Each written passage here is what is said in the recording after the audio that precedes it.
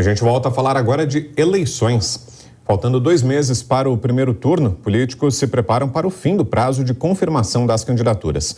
Sobre campanha, as disputas pela presidência nos principais estados pelo país. Vamos conversar agora com o presidente nacional do PSD, o ex-ministro da Ciência e Tecnologia, ex-prefeito de São Paulo, Gilberto Kassab. Presidente, boa noite. Obrigado pela presença aqui. Boa noite. Eu que agradeço o convite. Mais uma vez, uma satisfação muito grande falar com vocês e todos aqueles que nos acompanham. Presidente, o PSD já anunciou nas últimas semanas que a posição é de neutralidade, na disputa presidencial, apesar dos apoios nos estados. Aqui em São Paulo, por exemplo, o apoio é ao ex-ministro da Infraestrutura, Tarcísio de Freitas, candidato a governador. Mas e a posição pessoal do senhor, presidente, qual é? É verdade, houve um esforço muito grande do PSD para que a gente tivesse uma candidatura própria nessas eleições. No primeiro momento, com o presidente do Senado, Rodrigo Pacheco, depois do convite formulado ao governador Eduardo Leite, do Rio Grande do Sul, havia uma unidade no partido em relação a esse projeto de candidatura própria, porém, ao longo do tempo, foi ficando inviável essa proposta, que culminou na nossa convenção, que deliberou pela posição de neutralidade do partido. Neutralidade por quê? Sendo um partido de centro, na medida em que nós não tenhamos um projeto próprio, é natural que, por ser centro, alguns estão mais à esquerda, outros mais à direita, e os alinhamentos nos estados, eles são diferentes. Eu, na condição de presidente nacional do partido, nesse momento, tomo um cuidado muito grande para que a gente possa levar a bom termo os projetos regionais, não é? Para que possamos ajudar a eleger aqueles que são os melhores candidatos, ao nosso ver. Aqui em São Paulo, nós consideramos que é inquestionável a superioridade do Tarcísio nessas eleições, comparando a sua candidatura com a dos outros candidatos que se apresentam, que é a razão que nos levou a apoiar o Tarcísio. Ele realmente é um bom gestor, um bom político, uma pessoa muito honesta, muito inteligente, e São Paulo terá um grande governador, fundamental nesse momento que é tão importante para São Paulo renovar o seu comando. Anos e anos no mesmo grupo, que já está cansado e apresenta poucos resultados para melhorar a qualidade de vida das pessoas que aqui moram. No plano nacional, aguardarei o momento certo, até que como presidente nacional do partido, um pouco de inteligência é importante. Não tem nenhum sentido antecipar o nosso posicionamento. O meu objetivo é ajudar o Brasil. Para mim, ajudar o Brasil é eleger Tarcísio em São Paulo. O PSD ajudar o Brasil é ter unidade. Eu fico muito mais confortável de visitar os diversos estados, como venho fazendo, sem definir ainda publicamente a minha posição, porque eu entendo que politicamente é o mais correto do ponto de vista interno partidário para preservar a unidade do partido. Agora, presidente, falando ainda desse cenário nacional, o senhor chegou a dizer que nesta semana, especialmente, aumentaram as chances de Lula ganhar ainda no primeiro turno as eleições. Por que o senhor acredita nisso? É resultado das pesquisas que vêm sendo divulgadas ou dessas desistências que vêm acontecendo?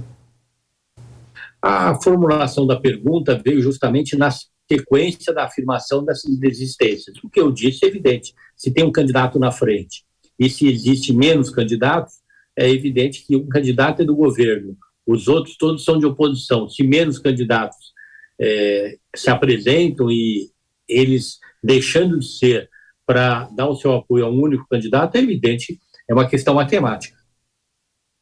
Presidente, vou passar aqui a palavra aos nossos comentaristas, que também têm perguntas, começando com a Cristina Grêmio. Você, Cris? Boa noite, presidente. Então, eu vou seguir na mesma toada aí da última pergunta, porque a Lívia fez esse questionamento acerca do porquê o senhor teria dado aquela declaração de que acredita na vitória do ex-presidente Lula e, pelo que eu entendi, o senhor baseou-se nessas pesquisas. Mas a gente teve, por exemplo, na semana passada, uma pesquisa da Modal Mais que dá empate técnico. Aliás, há tanta divergência entre os institutos de pesquisa que está difícil de saber se é possível realmente acreditar em algum deles.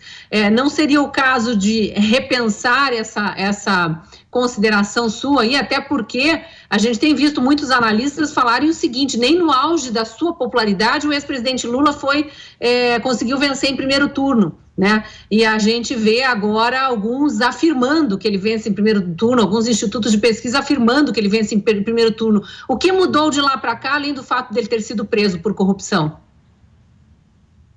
Você tem toda a razão na sua afirmação em relação às pesquisas. Cada instituto tem o seu modelo, né, de consultas. Eu sempre digo que o importante é você comparar laranja com laranja, as pesquisas do mesmo instituto, ver as suas evoluções e as suas involuções. E volto a falar, falei num cenário hipotético onde foi me apresentado a hipótese de diminuição de número de candidaturas. E aqui falo para vocês da mesma maneira. Caso tenha uma redução de número de candidaturas, a chance, é lógico que aumenta, de uma eleição de primeiro turno. Não fiz nenhum juízo de valor em relação à candidatura, nem em relação ao percentual dessas candidaturas. Apenas falei da questão técnica, avaliando o que é uma pesquisa e a redução de número de candidaturas. Alfredo Scaff. Boa noite, presidente.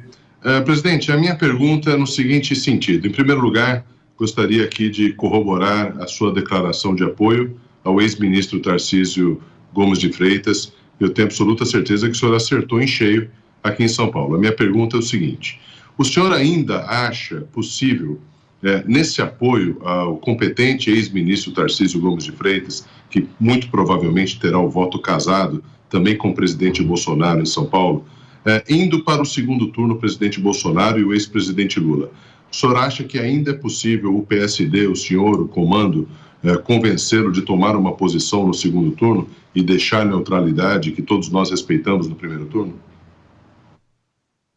Scaff, vamos aqui fazer um exercício de futurologia. Um partido de centro, um partido que tem em alguns estados uma aliança com o ex-presidente Lula, cito, por exemplo, o caso de Minas Gerais, onde o candidato Calil é um candidato competitivo. E cito o caso do governador Ratinho, um excelente quadro da vida pública brasileira, que no caso específico está identificado com a candidatura do presidente Bolsonaro. E são dois quadros respeitáveis, uma questão local mais preponderante do que uma questão de visão ideológica ou administrativa, porque a visão local, numa eleição local, ela é muito importante, ela é mais importante que a nacional, para alguns candidatos. Então, no segundo turno, antes de você ter a circunstância do primeiro turno encerrada, a eleição de primeiro turno encerrada, é muito difícil fazer essa afirmação para você. Eu acho que, no segundo turno, o partido pode sim fechar com uma candidatura, mas pode sim manter a neutralidade aí com outro nome, da liberação, não é? E no primeiro turno opa, fugiu do foco aqui. Voltou.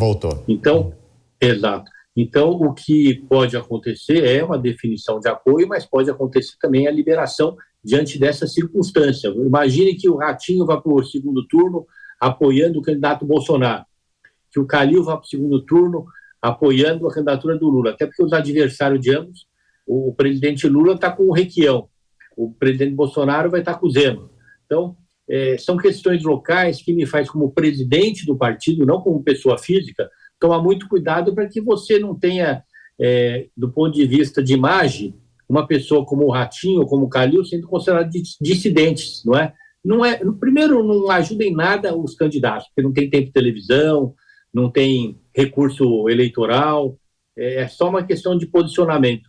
Eu acho que, para o partido, é muito importante que ele seja respeitado. E nós temos feito todo o nosso encaminhamento nesse primeiro turno para que esse respeito continue existindo. Miguel Daúde, sua pergunta.